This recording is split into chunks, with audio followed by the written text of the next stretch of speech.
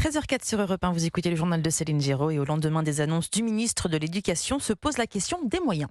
Oui, parce que Gabriel Attal a annoncé une série de mesures ambitieuses pour relever le niveau des élèves, des groupes de niveau, notamment en maths et en français, dès la rentrée 2024 pour les élèves de 6e et de 5e. Louise Sallet, je le disais, ce projet est ambitieux, mais est-ce réaliste et réalisable ?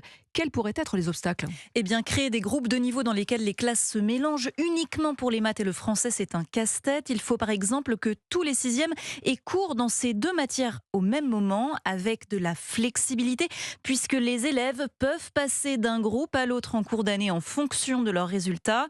Laurent Kaufmann est principal de collège, secrétaire fédéral du syndicat SGEN CFDT. Ça veut dire aussi que les enseignants vont avoir des effectifs qui bougent, c'est pas forcément le plus évident pour eux.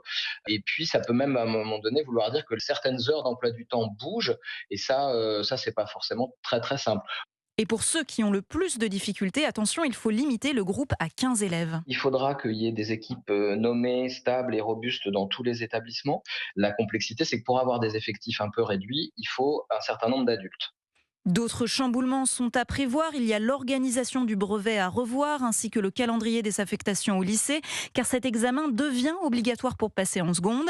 Il faut donc gérer l'orientation des élèves après le mois de juin et instaurer des classes spéciales appelées prépa-lycée pour ceux qui auraient besoin d'une année de rattrapage avant d'entrer en seconde. Louise Sallet, spécialiste éducation à Europe.